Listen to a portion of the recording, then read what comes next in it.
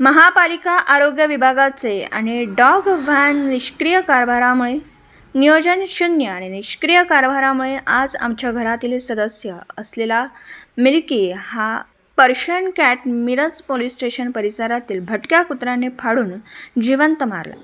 या आमच्या कुटुंबाच्या नुकसानाला आणि माझ्या निरागस मुलांच्या रडण्याला कोण जबाबदार? कित्येक वेळा विनंती करून सुद्धा मंगल टाकी परिसर, सिटी पोलीस स्टेशन आणि गुरुवारी परिसरातील भटक्या कुत्र्यांचा बंदोबस्त होत नाही।